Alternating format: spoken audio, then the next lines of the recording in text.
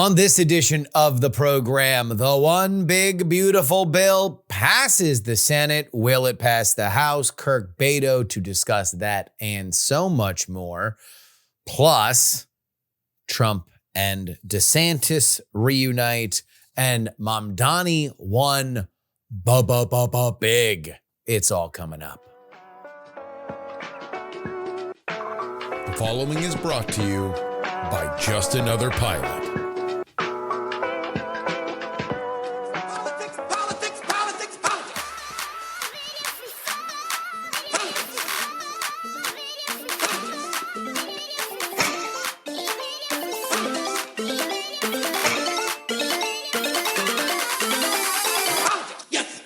Hello and welcome everybody to the Politics program for Wednesday, July 2nd, 2024. Your old pal Justin Robert Young here, and I am here to say that this is the only free episode we're going to have this week. We normally got two for you. We're going to have one this week because we're taking July 4th off. You know, we're going to give ourselves a little room to relax, a little room to stretch our legs and reflect on the greatest country in the world as it will embark on the 1-year march to its 250th birthday. But obviously, we have a lot of time between now and then, including the big news, which, depending on when you hear this, may or may not have even advanced further, and that is Donald Trump's signature piece of legislation, the one big, beautiful bill, making its way through the Senate.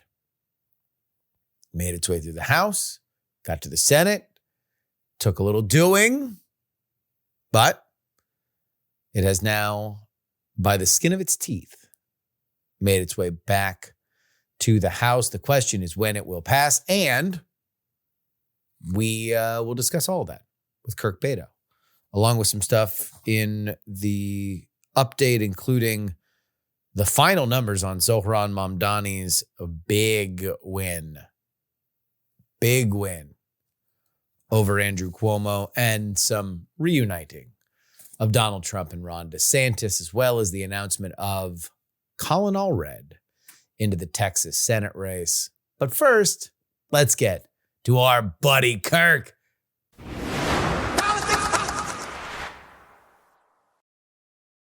Oh, it's a lazy holiday week for a lot of us, but not on Capitol Hill when a bunch of angry politicians have stayed up all night so they could vote-a-rama and advance the one big beautiful bill. But will it go the distance? We're going to share all of our notes, everything that we are hearing as it plays out, with the one, the only, the illustrious Kirk Bado, hotline editor, National Journal. How you doing, buddy? Justice, sir, there's no one else I would rather parse through the particulars of a too big to fail bill like this than you. It's a delirious night. Reporters, it is. Members of Congress, staffers have been up overnight doing the vote-a-rama. And as we record this, it looks like it's barreling toward a passage. But anything could happen up here. So let's get to the news part of it. It looks like this will pass with the margin, the slimmest of margins that they can afford in the Senate. J.D. Vance will break the tie. This will be a 50-vote victory. Then the bill goes to the House. Before we get to all that drama, let's suss out what is the first big test for John Thune. Let's not forget that this is his first run as the captain of the ship with Mitch McConnell, who had been there as long as anybody who had ever done it. What do we make of Thune? Thune's job. Thune, unlike Mike Johnson, his counterpart in the House, I think is treading a little bit more of that tightrope between serving his more moderate members and also the MAGA base. He's been keeping Trump at bay, and he hasn't completely gone into the same supine position that Mike Johnson has. I mean, Mike Johnson, the Speaker of the House, is second in line for the presidency after the vice president. And you wouldn't think that he's all that powerful with the way he's kind of kicked all his responsibility and punted all that to Trump. Thune at least has been able to cajole and stand his ground a little bit on here. Yeah. But at the same time, it's all Trump. I mean, if Trump wanted this bill to pass, it is going to pass. They originally wanted this to be 2 bills. Trump wanted 1 bill. It's going to be 1 bill here. And that's kind of the law of the jungle right now, is that what Trump says go, and Thune is in an impossible position to put up any sort of resistance to that. But at least the optics of it right now, the optics of this legislative process, he's coming out relatively unscathed right now. Now, that could all change in the next hour, next 2 hours or so here, depending on what the House has as well. But I think Thune so far has been threading the needle. I'm curious to see what you have to say about it, though, because I think he is doing the best with what he can do. I agree with you largely. I think that the biggest difference between the two houses is that there is enough of a margin in the House that will listen to what Donald Trump has to say and will be cowed into doing something that they wouldn't otherwise do because Trump said so than there is in the Senate. There are enough people that out and out don't like Trump, up to and including Mitch McConnell, for the record, that there's not a lot of force of pressure that can be put on from the White House that they will listen to. The person that they listen to the most, oddly enough, is J.D. Vance, who they look at as just this nice young boy who used to work at the office and then got a promotion and listens to their stories. So Vance has more of a sway in the Senate than Trump does, which means they don't really have much. And so for Thune to be able to shepherd it through, if he lands the plane, everybody votes the way that they're supposed to vote, which we are expecting that to be the case, then I think he does get high marks. I mean, this is in many ways a binary field, right? There's like either it passes or it doesn't. There's a million quibbles and everybody has an opinion on what is in the bill.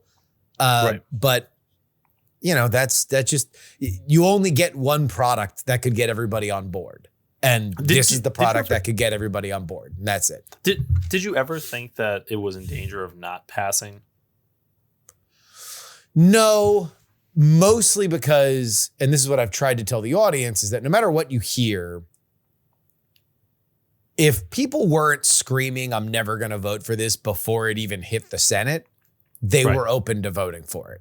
It's like if they're screaming they're not going to vote for it before it hits the Senate, then you have a 50-50 chance of it working. It means that they want a big thing that's changed, right? So, if anything, the loudest voices that you got were Ron Johnson, who wound up voting for it, and Rand Paul, who didn't vote for it, but his entire thing was pretty clear. He's like, I don't want the debt ceiling raised in there. Everything else can stay.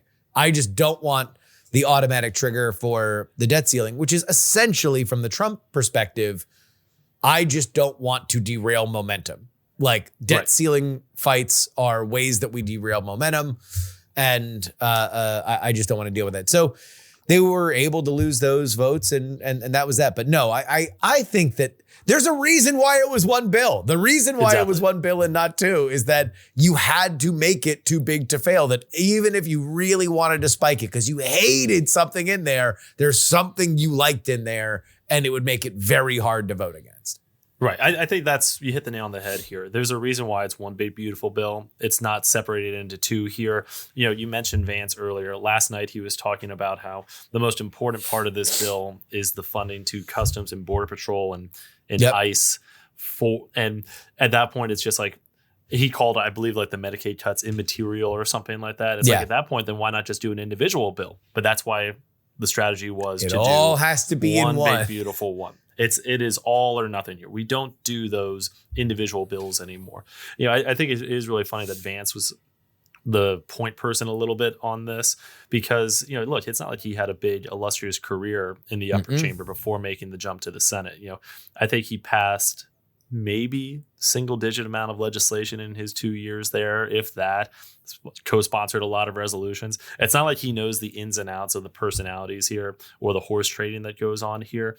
And I think, again, that's a credit to Thune for getting all the ducks in a line here and getting this vote to a point where you didn't have those people, like you were saying earlier, screaming from the rooftops that we're never going to pass this, we're not going to pass this. I mean, the most serious, the worst comments from the people from the votes that you actually needed to win were like Susan Collins saying that she still has serious concerns about the bill. And when you hear that, that's just a signal that like we're getting ready to vote. Like get your boss out of the office. We're ready to vote. I retweeted your tweet that made that clear, just because it is the surest sign that this is a done deal and she's voting for it, is when she comes out and explains how conflicted she is about voting for it. Correct. The only thing more of a slam dunk here is if she said she was still troubled by it. Yeah. If she's troubled by the bill, then we're done. It's over. It's over. It's in the bag. What do you think how is the House going to handle this now? Because there are a few differences here. Mike Johnson's screaming from the rooftops that he's imploring his Senate colleagues to pass as close a version of the House version as possible. And I don't even know if the 4th of July deadline is feasible at this point as we sit here on July 1.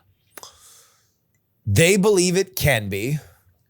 I've talked to some people in the House last night. It all has to go as fast as possible. They have a rule vote tomorrow morning. And then they would try to move to final passage quickly after that if the rule vote succeeds. The White House is putting a lot of pressure. What I've heard is that all of the outside groups that would normally be playing a role in this have all aligned. Club for Growth is telling all of its people that listen to it to vote for this bill. So they are trying to grease the skids as much as possible. The problem lies in two camps. It's not SALT. SALT was solved because of a few loopholes that were closed in the Senate version. So the SALT people that were the biggest problem getting it out of the House, now no longer a problem. The two biggest problems are the Senate version does make this a more expensive bill than the one that left the House. And so the budget hawks are pissed. The Medicaid things have not only they were always controversial. Now they're a lot louder than they are before. And when you have people like Tom Tillis trying to go out in a blaze of glory and screaming about it, it makes it a lot more uncomfortable for some of the moderates. So what I was told is that the current little whispers are you need about 25 to 30 representatives that say they're not going to vote for it and then lock themselves in a room without their cell phone so nobody can talk to them because they know they're going to get a huge pressure campaign. If they can do that, they can force some kind of unofficial conference, which if you were confused by what reconciliation is and why they had to stay up all night reading the bill out loud, welcome to the Byzantine world of conferences and pre-conferences and unofficial conferences. But I just don't remember this part of Schoolhouse Rock at all. Yeah, that's my problem. Exactly. This was the prog rock version of Schoolhouse Rock, where it was the jam band 15-minute song where they explained how conferences work. So what they would want is essentially an unofficial conference that would only involve Republicans that they could then either soften or backstop the Medicaid cuts so they felt more comfortable about them, or they could negotiate to get the revenue closer to where it was in the House bill.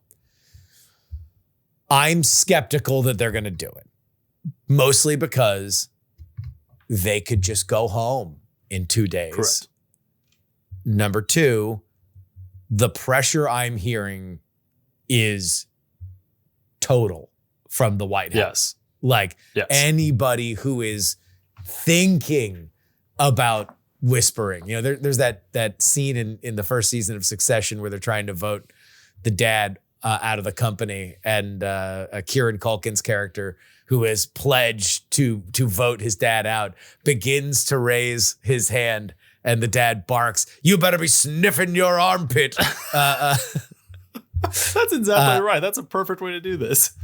And that's where the White House is, right? Anybody who thinks about raising their hand, everybody, the person that you know the closest that's in the White House orbit, they are calling you, they are calling your wife, they are calling your friends, they are calling your babysitter. Like it is no holds barred. They want this bill signed under fireworks on July 4th, and they want to move on with their agenda. They have things they want to do after this.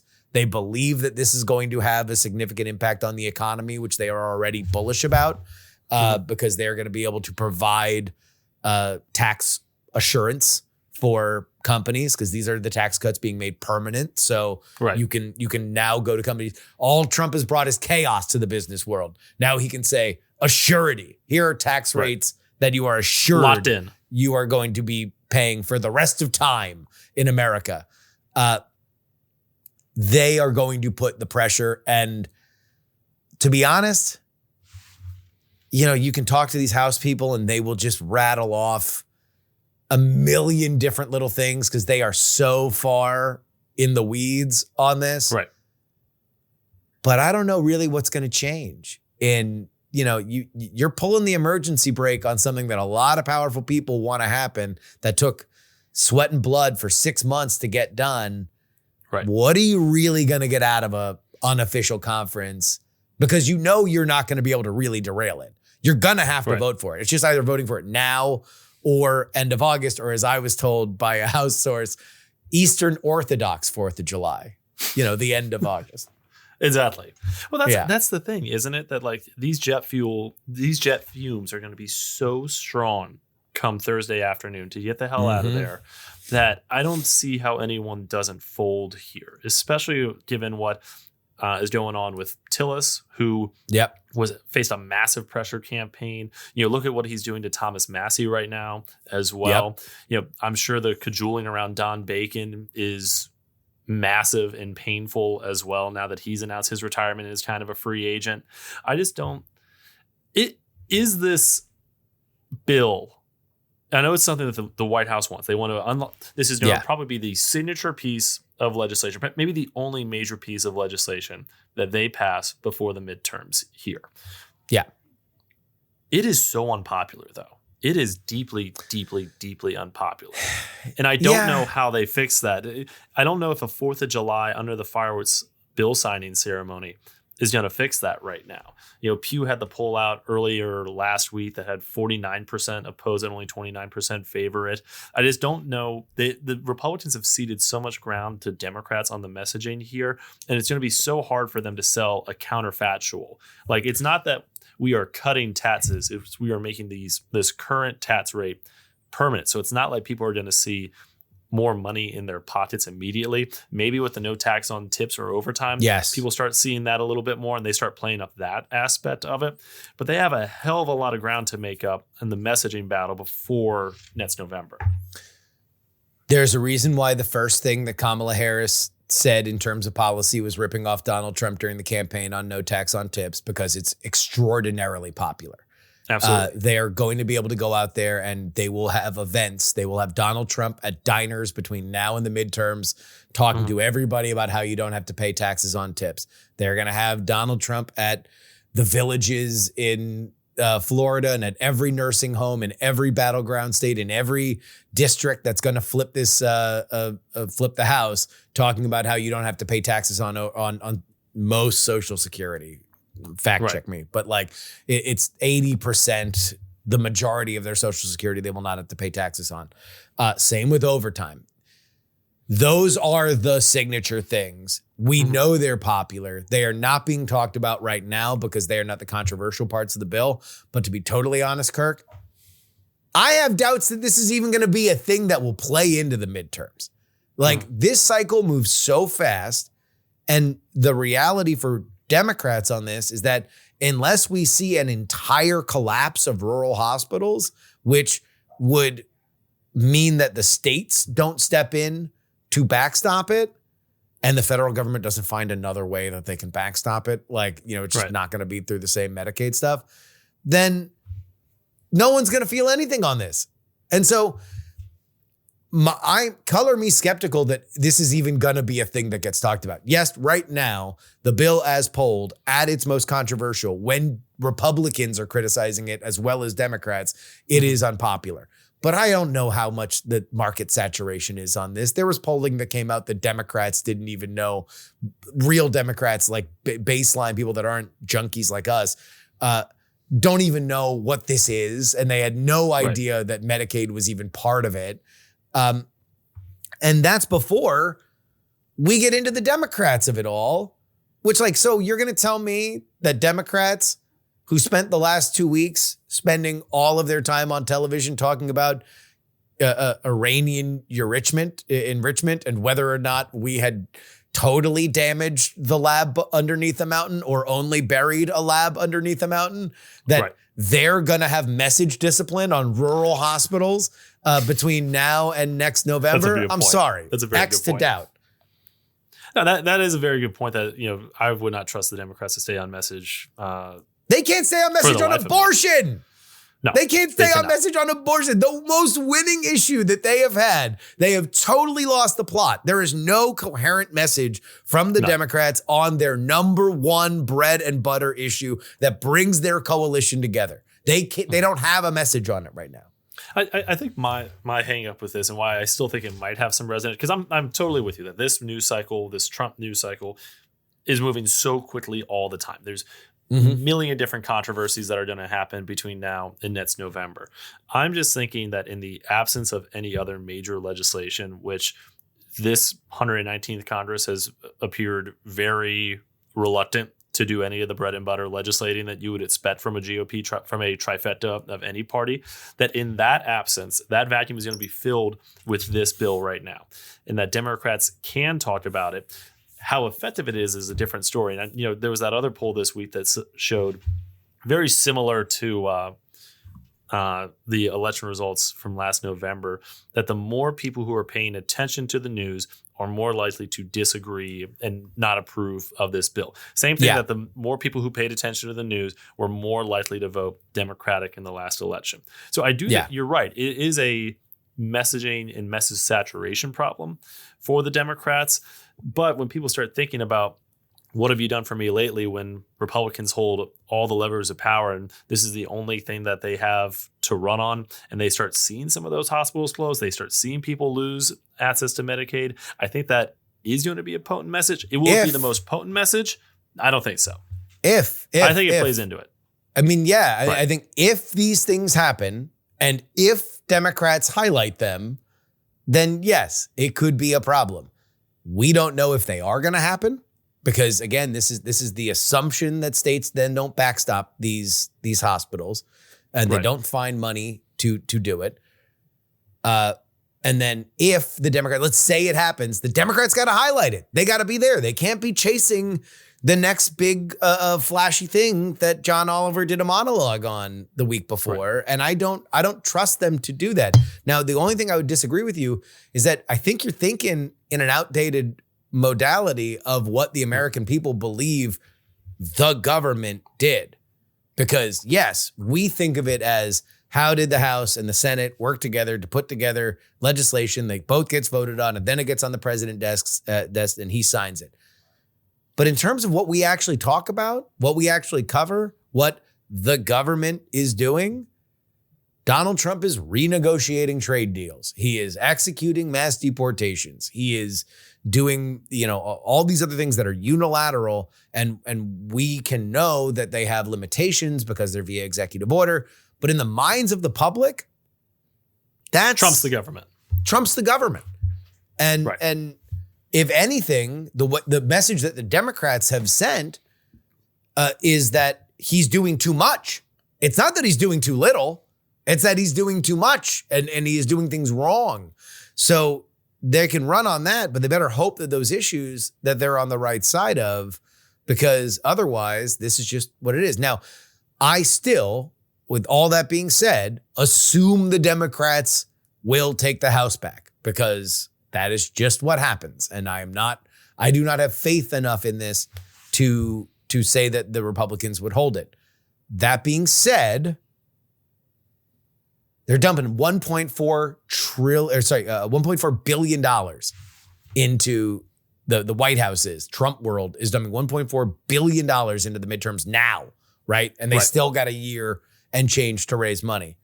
And they're just sitting on a shit ton of money right now. Yes. They are just sitting on money right now, which they are going to have their crack at defining what this election is about. And they are going to make it a broad-based conversation about Republican leadership versus Democratic leadership. And they are going to hope to buoy these seats that are really going to matter going forward. That's, it's going to be an interesting midterm. It is. And I think, there were those two big retirements this week, like what we talked about. Don Bacon in Nebraska, Tom Tillis, the senator from North Carolina. The Bacon one, in my mind, is much, much more consequential for 2026. Yep. That is one of the 3 districts that Kamala Harris carried that is still represented by a Republican. I mean, if Democrats can't flip that, they have no business. Get a pint of ice cream and crawl into bed. That's just game over, man. Just take your ball and go home at that point. Yeah. And Democrats only need to net 3 seats. So the Bacon walking away, I think, is going to be huge. But you're right that Trump is sitting on a ton of money right now that he is going to continue to pump into the midterms right now. If I'm a Democrat, I hope that he concentrates his ire on any of these other Republicans though that cross him. Go let him burn a couple $1 million against Thomas Massey in Kentucky and flood that media market right now. David Valadao, remember, hey, Trump, the guy who voted to impeach you a few years back, that David Valadao, go dump a ton of money, tens of millions of dollars into that expensive Orange County media market out there. Yeah. If anything, I'm trying to rope-a-dope him to try and settle his scores within the party so that I have a better path here, because Trump's biggest influence is on those GOP primaries. Yes. After the impeachment, 8 of the 10 House Republicans who voted to impeach him either decided not to run for re-election or lost a primary. There are only 2 remaining right now. He's incredibly efficient there. He's also incredibly efficient about getting his own candidates across the line in Senate primaries as well, which, Trump is not necessarily the best talent scout, I guess, for general elections. And it probably cost Republicans the Senate a few years back. Yep. So while he does have all these resources, that's a double-edged sword for Republicans right now, because not only do voters see him as the government writ large, but every Republican's running in fear of him right now. Yeah, that's why I think it's so funny that Elon Musk is posting into the void right now about how he's going to start a third party and he's going to fund primary challengers to any of these Republicans right now. I mean, do you who's afraid of Elon Musk? How much power does Elon Musk have in the Republican He's got a lot Party? of money. He's got a lot of money.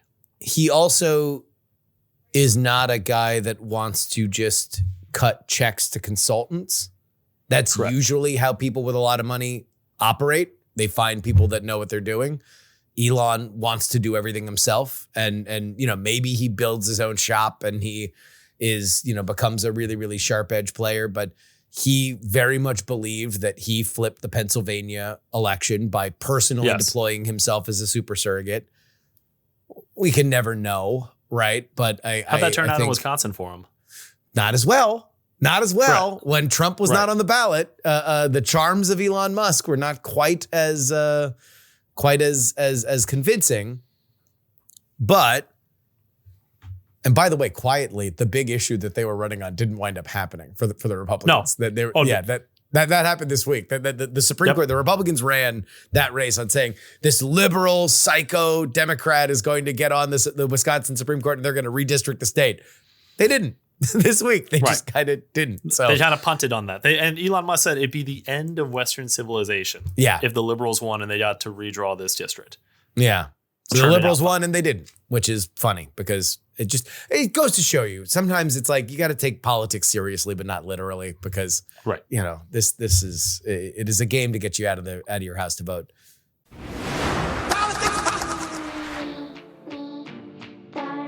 This is your update brought to you by TakePoliticsSeriously.com. 2 bonus episodes each and every week. Come on down. Come on. Be a part of the team. TakePoliticsSeriously.com.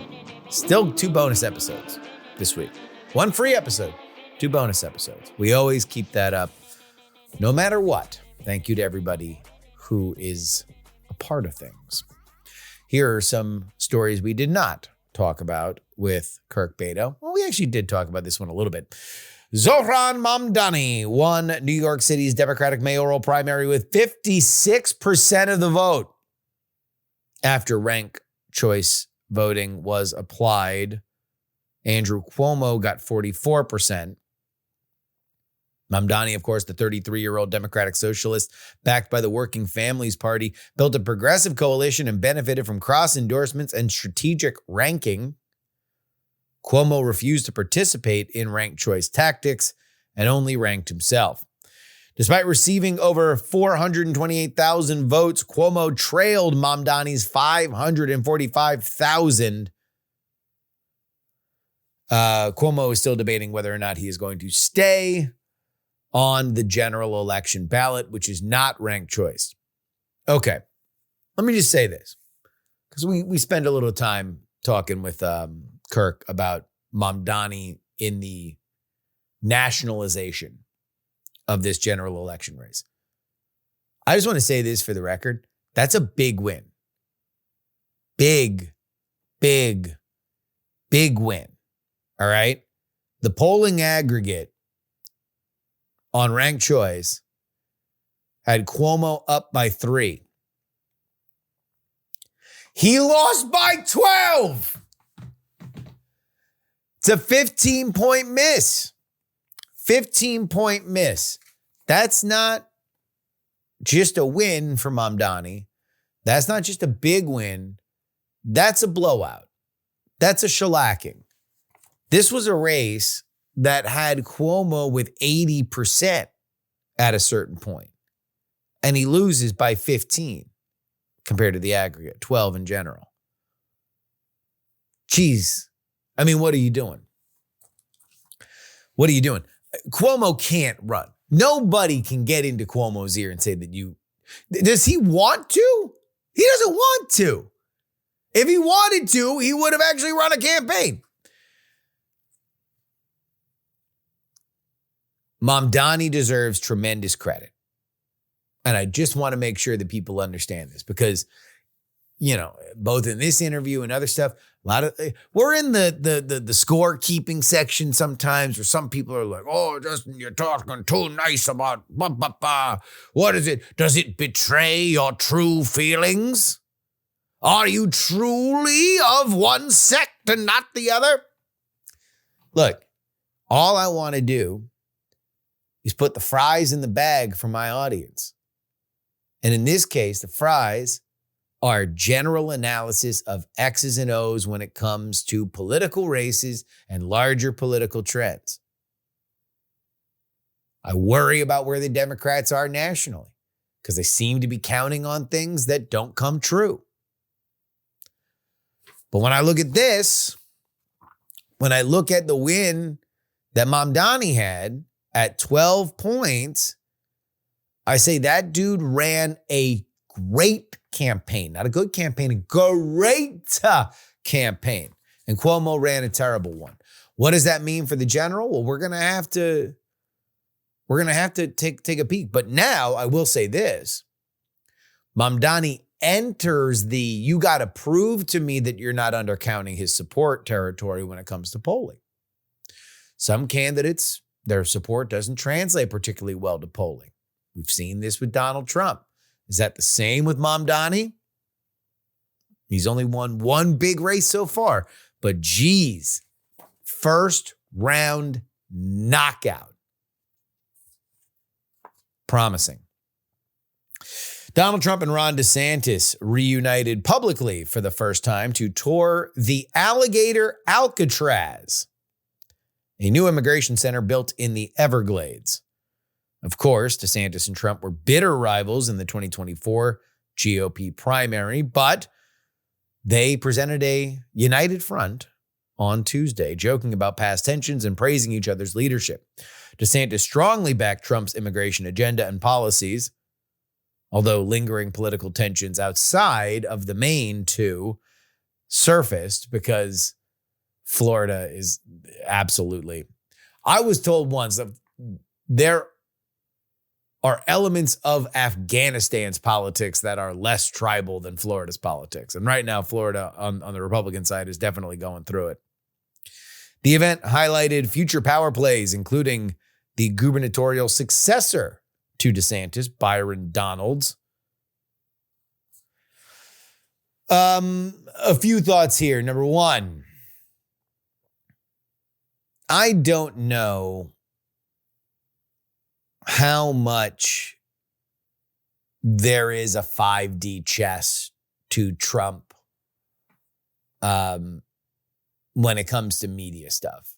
Like, I tend to not think that they are laying out these kinds of traps and that Donald Trump's more of a counter puncher. He's going to figure out a way to turn the conversation no matter what the conversation is.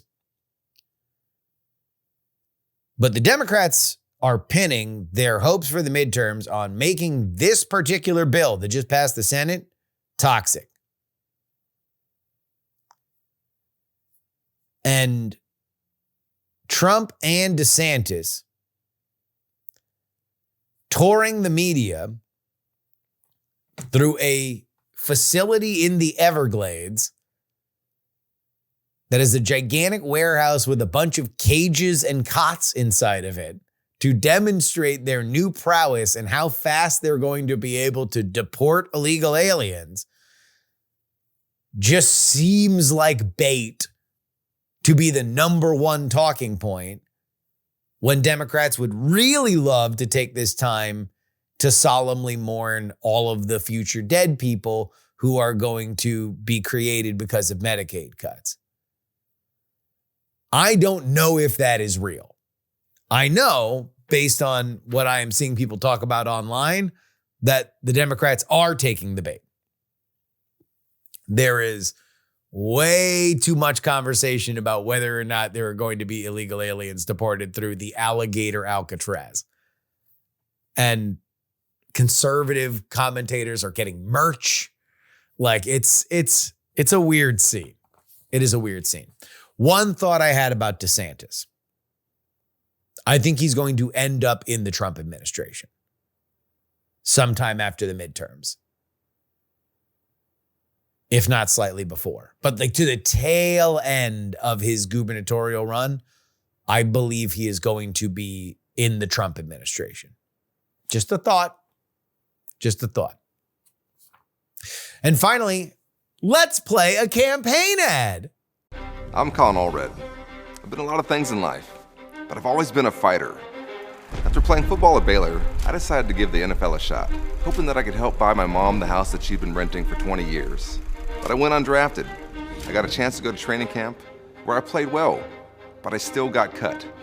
In a lot of ways, though, I was undrafted in life too. Raised by a single mom on a teacher's salary, I never had the option to give up.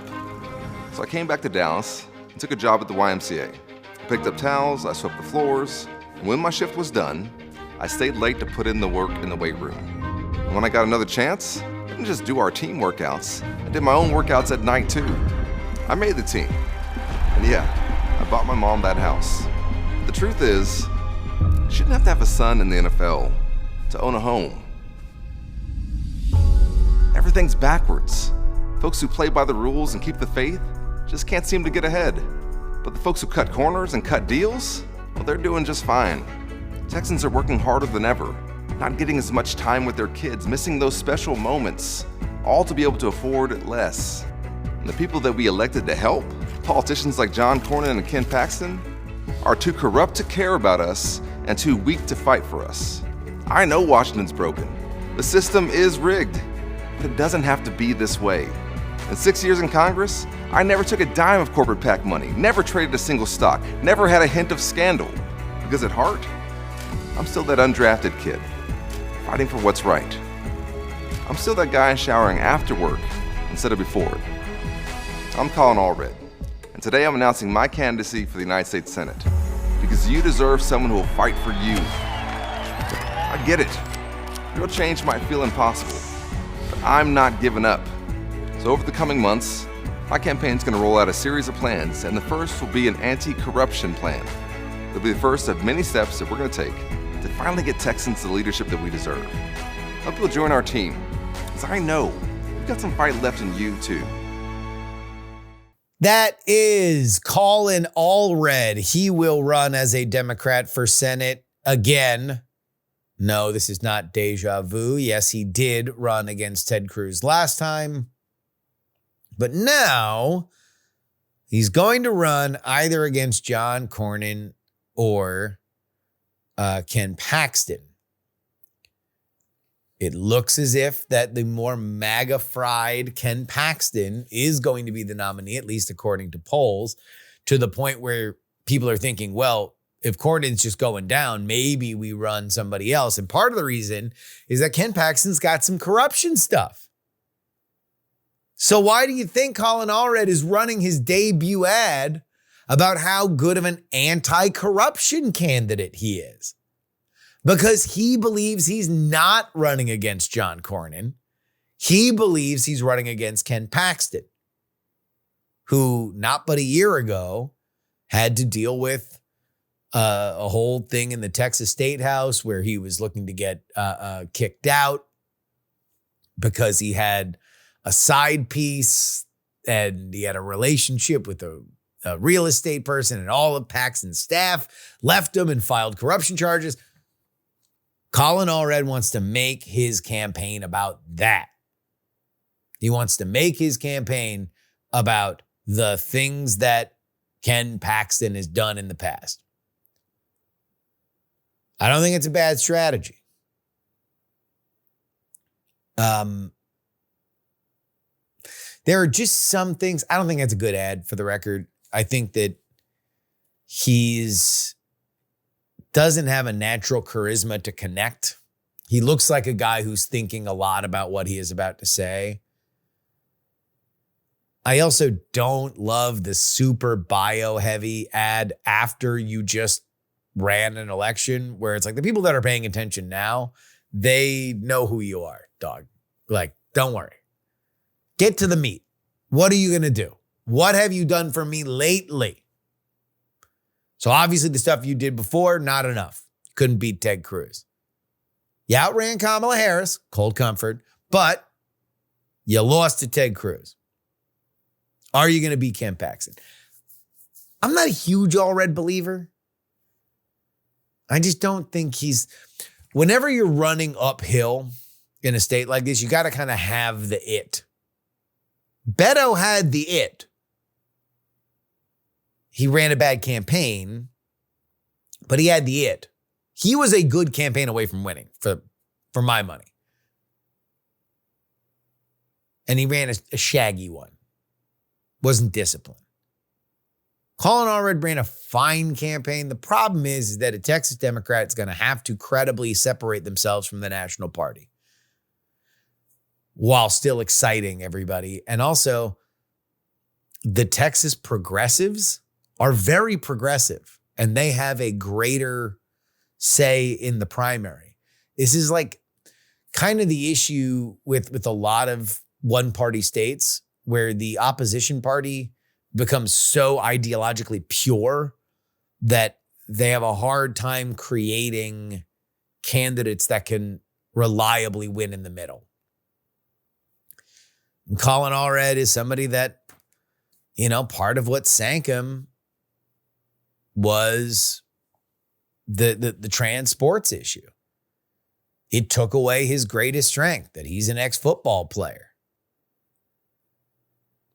I guess that's the other thing with Colin Allred is like, he doesn't read as a football player, doesn't read as a Texas football player.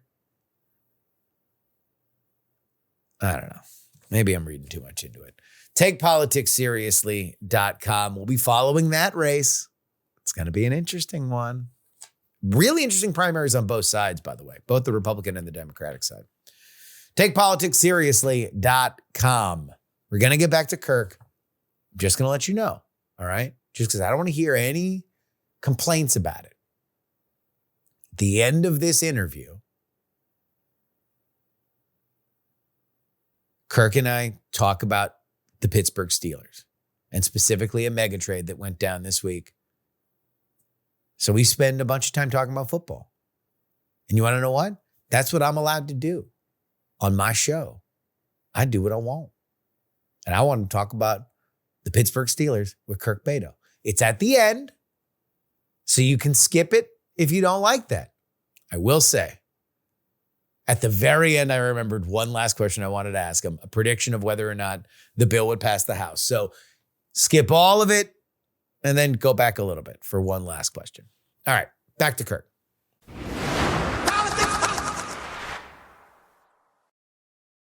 I don't know. I mean, Elon's crashing out. We know why Elon's crashing out, because he's going to lose a lot of these subsidies that were in the Inflation Reduction Act that are there for green tech.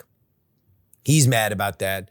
But at the same time, it's like, I'm sympathetic to some of the House voices, the Republican House voices that were like, you had access to everything.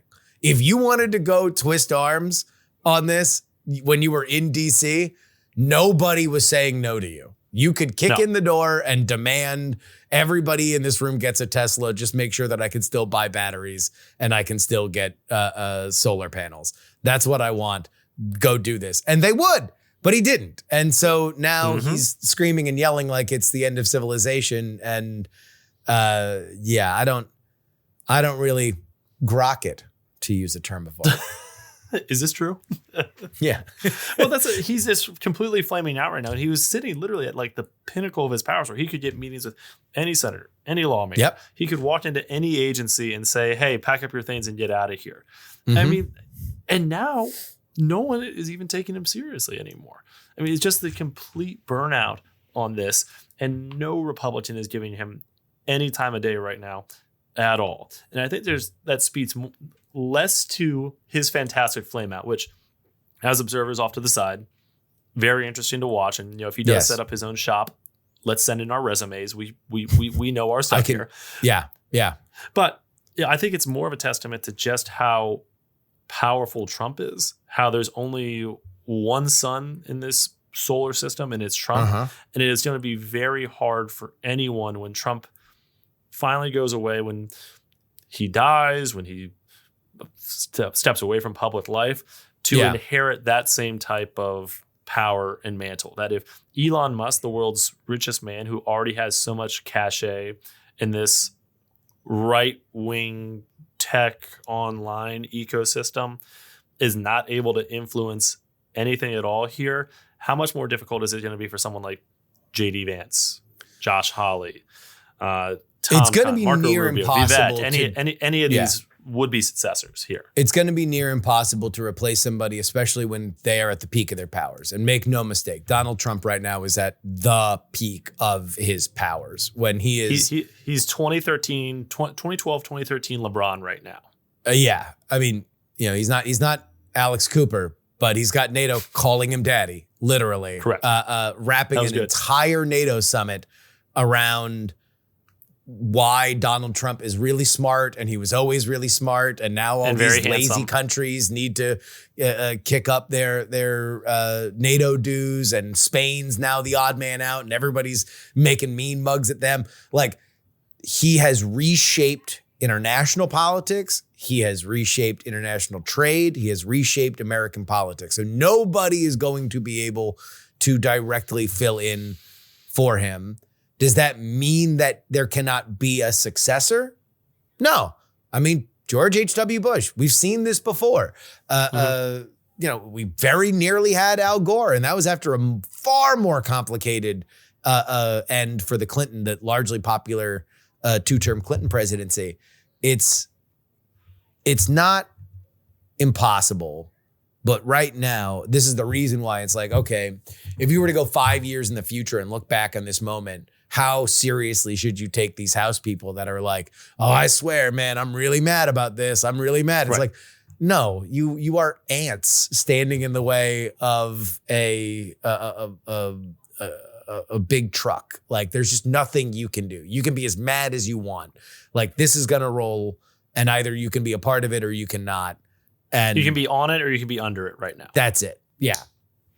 Well, and I I was doing a little research. I've got a stat that I think you find interesting, that Mhm. any of the major resistance that could come from Trump within the party has long been purged out of here. Before Tillis and Bacon or anyone was retiring, before even Fred Upton was retiring, Trump has remade, let's not even think about like the international order or NATO or anything like that. He's remade the Republican Party completely in his image. 68% of the members in the House Republican Conference right now were elected after 2016. These are all people who came of age in the time of Trump, who have only known MAGA, and they're all made in that image. Anyone who had any sort of backbone before that, or had any ideas of a concept of a pre-Trump Congress, are heading toward the hills right now, and the ones who are remaining aren't finding much of a voice, or are going to be on the way out the door here pretty soon.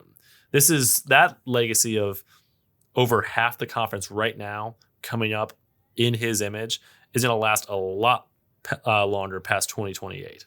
Well, that's because representation comes with coalitions, and Trump has a winning coalition. He has won elections with the coalition. Now, sometimes it's harder when you're not Donald Trump to win with the coalition, but he has shown a blueprint, and that's the way politics works. There would be an opposition to Trump if there were another blueprint that won elections. And right now, there just kind of isn't one. Either you are running a completely provincial race inside of a state that is hostile to Trump, right? So you have the Chris Sununu kind of lane where you have to be compatible but not totally locked in. It's the reason why Brian Kemp was thought to be a very popular choice before he begged out of the Georgia Senate, is that he has been able to be stand up to but not alienated by the MAGA coalition.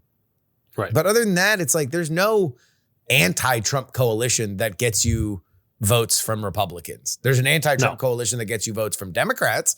But unless you want to switch parties and totally ruin everything that you've built in your career, then, there's no real money in switching sides. No, you're SOL right now. And, Trump is notoriously doesn't have very long electoral coattails, at least in the swing states and the battleground districts. But he has tremendous sway and coattails in those safe Republican seats. And as we're at the tail end of about 3 decades now of gerrymandering and self-sorting from both sides, that's all that really matters right now in terms of accumulating powers, all those safe seats. I mean, if you look at the map next year in the House, you and I were hinting at it earlier, the House majority is going to be decided by single digits probably. This is not going to be a 2018 wave. No. I mean, I was talking to some strategists on both sides of the aisle who probably put the ceiling of the House majority either way at 10. That's the absolute ceiling. That's a blowout. A blowout is 10 seats. Yeah. Absolutely. A net of 10 seats either way is an absolute drubbing. Yeah. And that's what I think so much about with Trump, is that he's remade those safe seats, filling them with people who are loyal to him, or at least owe him a lot for getting them there, or have run campaigns in his style, that is going to keep continuing long past he's gone. And Democrats don't necessarily have that same type of answer here. They did a little in 2018 with that group of national security Democrats who helped flip those seats in that wave, but they're all moving on out of the House. Mikey Sherrill is probably going to be the next governor of New Jersey. Abigail Spanberger, next governor of Virginia. Chris Pappas running up in the Senate in New Hampshire here. Josh Gottheimer, he's on his way out here. Alyssa Slotkin up in the Senate in Michigan. The House has just been totally remade, and Democrats really don't have an answer for it. Yeah. I mean, ultimately, this is all going to come down to like 5 seats, mostly in New York and California, oddly enough, that will, and that Bacon seat in Nebraska, which is the like gerrymandered place where all the liberals live. Right. Exactly. I mean, it's remarkable that we're going to have another very expensive race for the House that's going to be decided on the coast. And that's like we're paying, like, I know you've been talking about this a lot, about how that New York City mayor's race is going to impact these other races throughout the state, not just those competitive House races with Mike Lawler or Pat Riley or anything like that, but also the governor's race as well, with Kathy Hochul running probably against Elise Stefanik, it looks like. Probably. Well, yeah, Stefanik's going to announce. Hochul versus Stefanik is actually a really interesting race. But the Mamdani of it all is fascinating. The Republicans desperately want him to win. They Absolutely. The Republicans want him to win so bad that the DOJ might reverse course and put Eric Adams in jail. Like they might just be like, you want to know what? Screw it. The deal You're is actually null and going void to jail. now. You turkey loving son of a bee, you got to hit the bricks. They desperately want to be able to run against somebody with the tape out there that Mamdani has, recent tape, but months ago tape of him talking about like seizing the means of production and stuff like that. Yes. This isn't like fun stuff from college. This is stuff he's saying currently. It also is like, just what an indictment on the Cuomo campaign. Like, of the stuff that's been surfaced of Mamdani in the last week and a half, it's like, you had months. You didn't dig up any of this stuff? You didn't campaign. You didn't campaign. You didn't. I mean, nobody campaigned, apparently. It wasn't even like, because Cuomo, the candidate's not the one looking that stuff up. It's his research groups and other people that Correct. are turning over Oppo to him. Like, there's nobody. You never thought to run the clip where he's talking about seizing the means of production on a web form? Him in front of Gillibrand's house, screaming, to free Palestine. Like, nothing. You didn't figure that one out? No, not only did Cuomo not figure it out, but the Bloomberg Pat that was spending $25 million or something like that on there didn't think about it. Cuomo had a better press run when he was governor doing those daily briefings than he did during this entire mayoral campaign. And in fact, I have a little souvenir actually from that time. There we go. I'm watching Cuomo, a very Cuomo-sexual mug of its era. Which I can't believe this guy just didn't start campaigning hard enough there, because now it's not just a liability in that mayoral race, but a liability for all Democrats all around New York, especially, where they're going to get hammered every day on it. I just have a press release from the NRCC in my inbox this morning. Yep. Zohran Mamdani, the new face of the Democratic Party, said X, Y, and Z today. Here's how Democrats are sweating out X, Y, Z as well. Copy and paste that for the next year and a half here. That's a lot. Yeah. I don't think it's necessarily going to matter for races outside of New York. I think, again, to our point earlier, that the news cycle is just going to consume that. But if Mamdani's the mayor of New York, and you don't think that any of the dozens of Democrats that are running in New York 17 against Mike Lawler aren't going to get hammered with questions about that? I mean, and to your point, like, that's the reason why it matters for the midterms, because these New York seats are going to really, go a long way to deciding who's actually going to win that control of the House. Like, when you think back, they think back 3 years ago in 2022, the reasons Republicans made so many gains in New York while Republicans are losing across the country. It was a disappointing midterm for Republicans, but they made deep gains in New York. And it was because of local issues, especially issues coming from the state legislature, where they passed that really unpopular bail reform bill that every Republican ran on. And Republicans ended up netting, I believe, like 4 seats there. And that ultimately decided the majority. If Democrats didn't have to defend the state legislature's bail reform bill, they probably would have kept the House. Yeah. We're seeing a similar situation potentially play out here with the mayor's race in New York City. Now, I know all the progressive listeners are like, no, this is exactly what the Democrats need to do. They have found a fighter. They have found somebody that is going to unapologetically embrace progressive values. And yes, they use the scary S word, but you want to know what? That is something that the New York voters want. They showed it at the ballot box. They blew Cuomo out of the water. This is the future.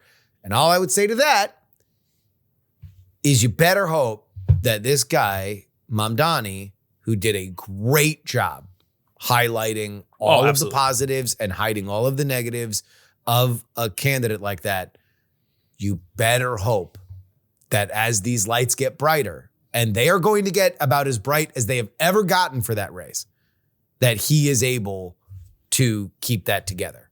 Because I've seen a little shakiness from him. Like he's on TV a lot. If I were him, I would say less is more right now.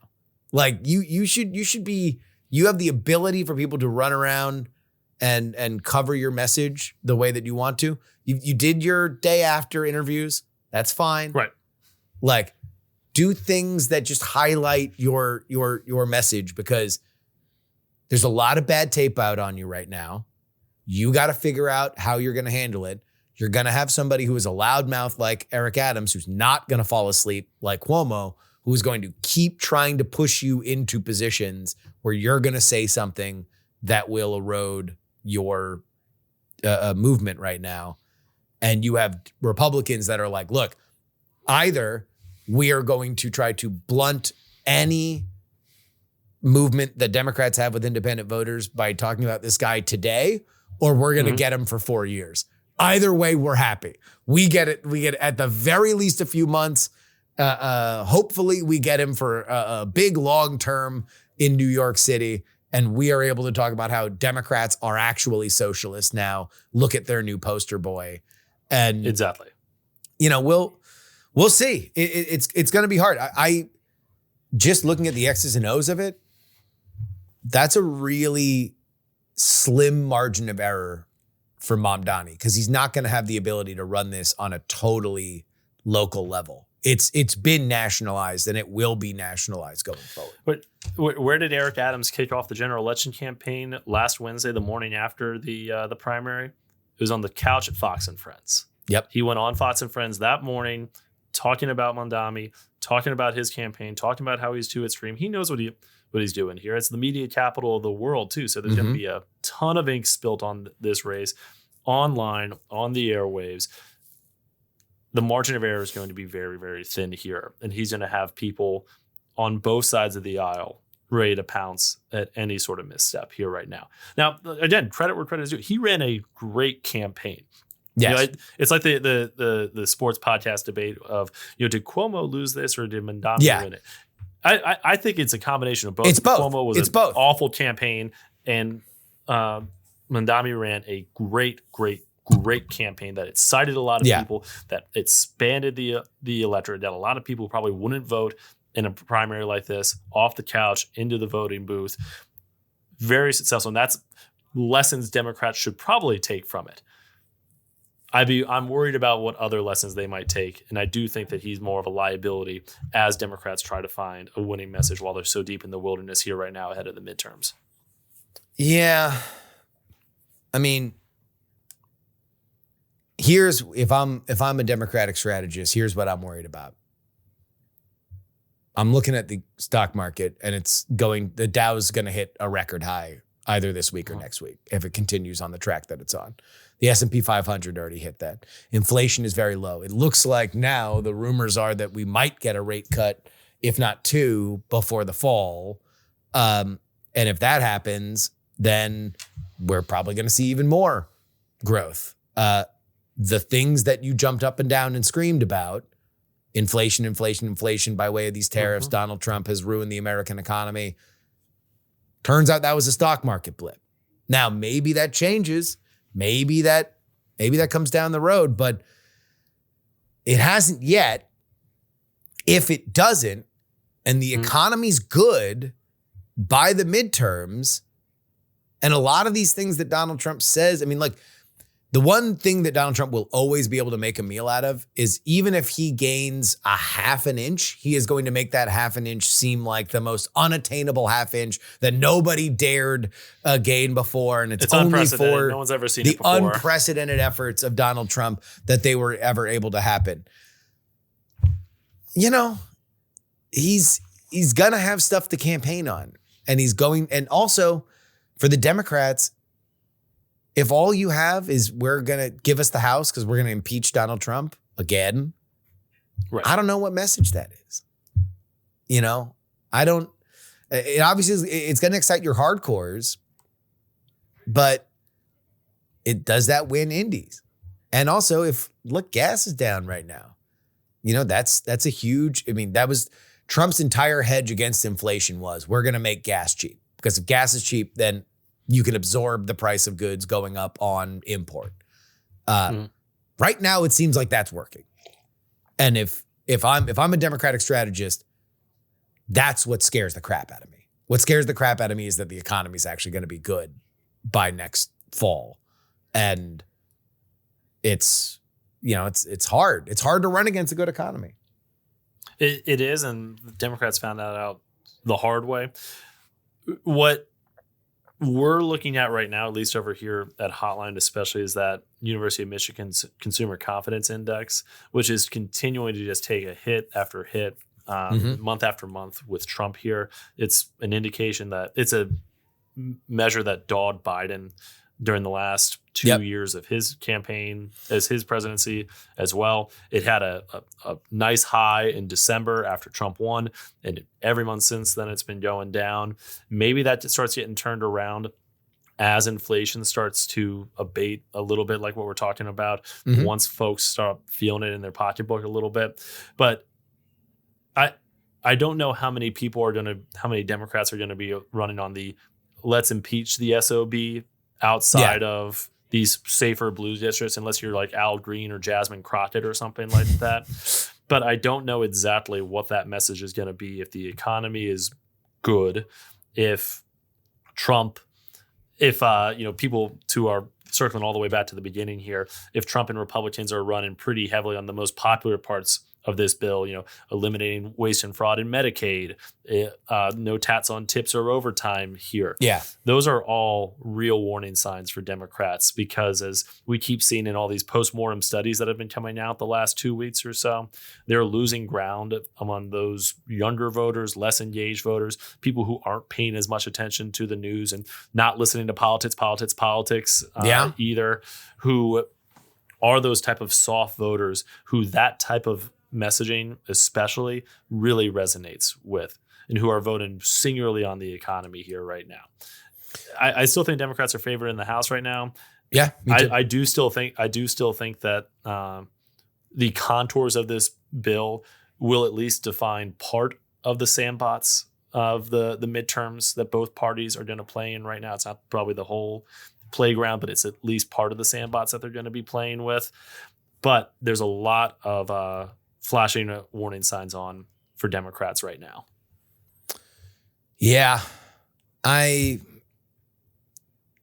not going to be knocked off the idea that the Democrats are going to win back the House.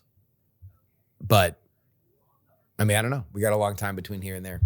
All right. This is the point of the podcast for which I'm letting everybody know that we're done talking politics. I'm just going to talk to Kirk about the Pittsburgh Steelers. If you want waiting for this. If you want to hear us talk about the Pittsburgh Steelers, then you can please feel free to listen. I guarantee you are not missing any other political conversation. We are only going to be talking about the Pittsburgh Steelers. So if you are tired with it, you can just skip to the end. That'll be that. All right. What is going on with our favorite football team? What is Omar doing? We are primed to win a Super Bowl in 2021. What are we doing here? We are collecting a various group of older, aging out players on their last contracts, way past their prime here, and we're so thin. I mean, we have we're thin everywhere except for corners and tight ends. I don't understand the Jalen Ramsey acquisition. Thank God George Pickens is out of that locker room, because can you imagine the fights at OTAs? Can you imagine all the stuff coming out of the locker room from that?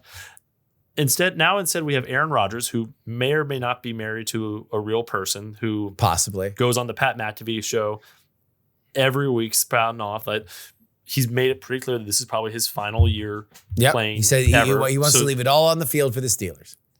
Going to be great then. It's going to be really great when he has nothing left to play for and he's out there. I mean, how did we get to this situation? He's been a model teammate so far. According to all reporting, he is popular inside the locker room. The glass half full is that by far he is the most arm talent that we have had since pre-Ben's last big injury. Now that doesn't say a lot. It's more of an indictment of everybody else that's been in that quarterback room, but still, it is what it is. The bigger problem with the trade was not acquiring Jalen Ramsey or Jonnu Smith.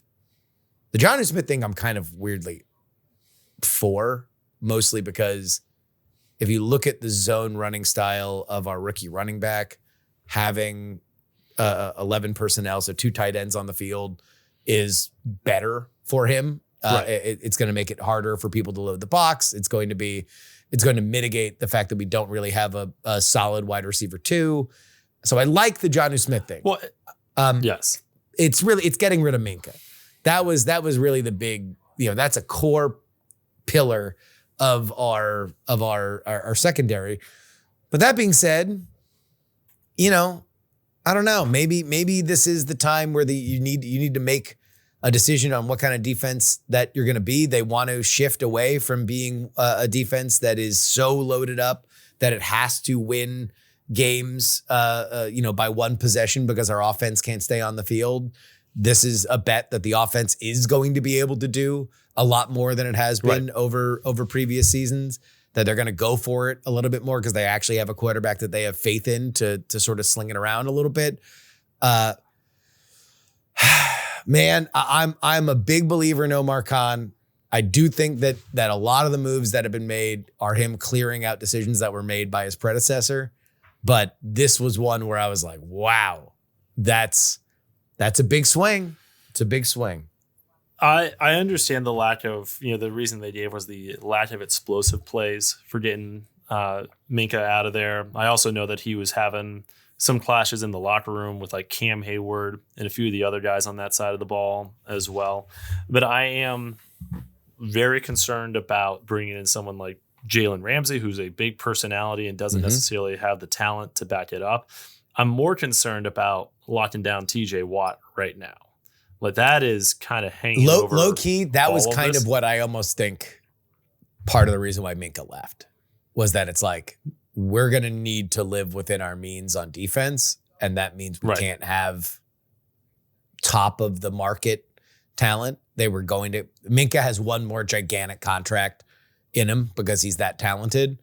And so unfortunately, the Browns, like they so often have, just ruined the market with a ridiculous contract for a player that's not going to achieve anything, which is what they did franchise. by paying for Myles Garrett. And then assembling the Suicide Squad for their quarterback room, which is really only there for memes.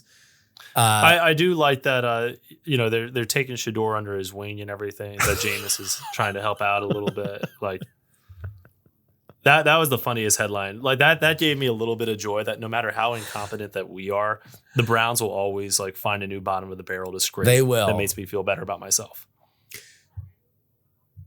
The one thing that I liked about the move, I'm totally rationalizing now because I love Minkah. I am a huge believer that like when that defense is playing at its best, forcing the opposing quarterback under duress to throw balls up in the fourth quarter is just, Minkah was made for it. He was made to pick off. Right. Like he is a closer. He's like Mariano Rivera when you are playing your defense at the level that it should be.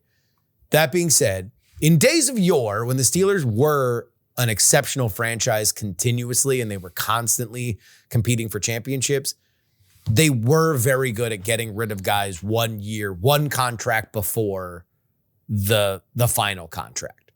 They did that especially on defense. They did that with linebackers consistently when they were able to churn them out. They did that with wide receivers on offense when they were just able to say, hey, before you get really expensive, we're going to find somebody to replace you. I believe in Omar Khan as a scout in a way that I didn't believe in the former front office. I don't know. Every smart person I hear say that, says that, all right, this just means they're not going to be able to sit back in coverage. They're going to have to blitz and be a lot more aggressive because they don't have the safety of Minkah to backstop it. So they're going to have to be a little bit more aggressive. We don't have the escape hatch. And that's, I think, good. I think that unlocks TJ, that unlocks Highsmith, that unlocks, some of the younger guys on that defense, including the first round draft pick. So Look, think that defense is going to have to work. That defense is going to have to work, especially that front that you're talking about here. And I am worried that even in this reworked offense where we don't have a clear number 2 wide receiver, like you said, where we are going to be doing a lot of dinking and diving across the middle with a 2 tight end set, because I don't know if Aaron Rodgers, one, has the arm strength to get it all the way down the field like he used to when he was slinging it. Again, not saying that he's worse than what we've had the last few years, but he's also going to want to get rid of that ball real quick, because if you saw those last few games with the Jets, he does not want to get hit. He is an old man who does not want to get hit. And I am worried that's going to lead to bad decisions.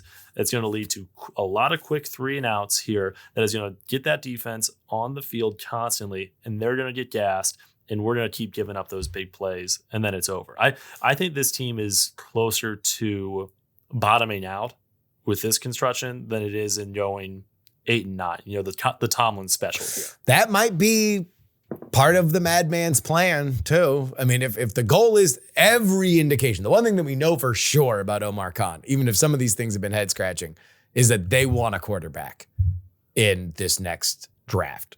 And they have a package to move up. They know there's a lot of quarterbacks that are going to be available. Maybe this is the Stinko Malenko year where they have, they're already in the top 10. They already have a single digit pick, and moving up is going to be easier depending on who else is bad this year. If they already have their quarterback in the future, we'll see. I don't know. I'm still optimistic. I'll be totally talked into it by training camp, but getting rid of Minko. You're a much big believer than I am. No, I've talked myself in on Rodgers, at least compared to where they were before. I would have preferred Fields, but I also think that our floor would have been higher, but our ceiling would have been lower with Fields. Like, you can look at this and you can say, well, year after the year of an ACL tear, he does make the right decisions. The Jets are the Jets. He's Favre with the Vikings, not Favre with the Jets. Like, this is Favre with the Vikings had a good year. They went to the NFC Championship. Justin, you're giving me hope here. You're making me think. You're making me think right now. The ceiling is higher. Now the floor is lower. The floor is he gets destroyed in week 2. And now we have Mason Rudolph as our quarterback. It's Mason Rudolph time. Yeah. But then again, Yinzer fans are like, just put Mason in. He's fine. That's me. I'm very much like, put Mason in. He's fine. We were talking a few months ago before they signed Aaron Rodgers that I thought that best case scenario in my mind at that point was that Rodgers is going to be like a root canal in our locker room and just clear everybody out and just we get a clean slate here. I haven't changed off that, but the more I listen to you, the more I can talk myself into, I'm looking at the schedule and everything. Like, I see some wins here. I can't start thinking about that in July. The biggest thing, the key to literally everything is the offensive line. They have invested so much in the offensive line. If the offensive line is good, the ceiling is possible. Rodgers can be protected. The rookie running back can really explode, and DK Metcalf can catch, these go routes that, have made him famous. And now we have 2 tight ends that are both exceptional pass catchers. You're going to fundamentally have to make the defense do different things than what they were able to do with Najee Harris in the backfield. But if the offensive line isn't good every time, then that means that our drafting has been a total bust over the last 3 years, and you can pretty much just reset everything. So, yes, we'll see. All right. Any final any Pirates thoughts? 4-0 run right now. We swept the Mets. We just killed St. Louis. Yeah. Don't let us get hot. I know. Don't let us get hot. The Pirates are back, man. I love it. It's great. Raise the Jolly Roger. I'm very excited. All right, Kirk, thank you so much. Where can people find you? Justin, thank you for having me. It's always a pleasure to sit and talk shop with you. I am on Twitter at Kirk_Bado, Blue Sky, same thing. and on Substack as well at Kirk A Blog. So thank you very much for having me, sir. It's always good. I always walk away from our conversations smarter for it. So I appreciate it. All right, I lied. I have one more political question to ask you. Yes or no, does Donald Trump sign this bill on July 4th? Yes, he does. I think so too. I think it's about time that we adjust our priors and just assume that Trump wins. Assume Yes. like everybody's in this mind that no, it's going to fall apart because we're all thinking about the first term. I think we got to readjust the priors. Just assume he wins, because now it'd be a surprise if he didn't, at least with Congress. I'm with you on that. I think he signs it. All right. Okay, Kirk, thank you.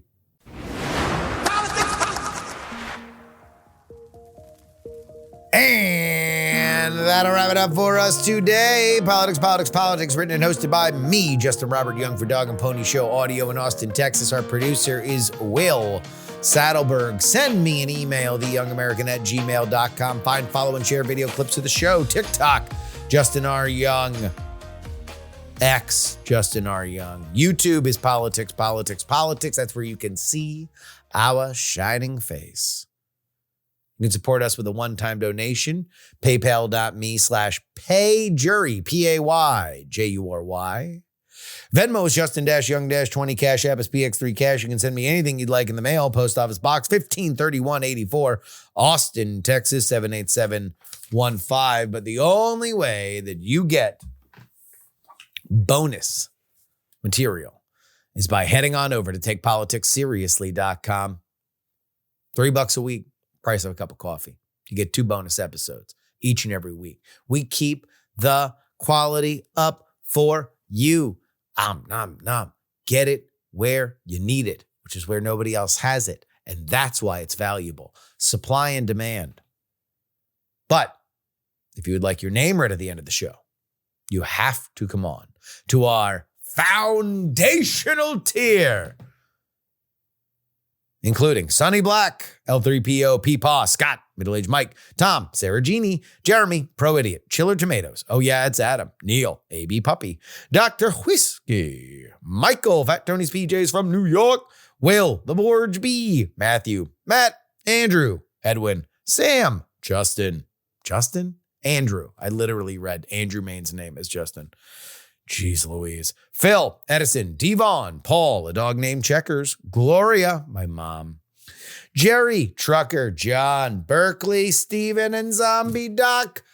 The only place that happens for you is takepoliticsseriously.com. Foundational tier. Before we sign off, let me wish everybody a happy 4th of July. It seems like we have a bit of an unseasonably mild winter. It is Australian winter. It is Texas summer, and it's mild this year. And I'm very thankful for that, because while it is hot during the summer, it does bring about what was often one of my favorite holidays, and that is July 4th. Mostly because it doesn't have a lot of pretext. There's not a lot of obligation. It is truly a moment where we can all just get together and grill some meats and drink a few libations, but be with family. I just want to say, as I leave you, that I believe that America is the greatest country in the world. And I would hope, if you are not from America, that you would say the same thing about your own country. Because I do think it's important to have pride.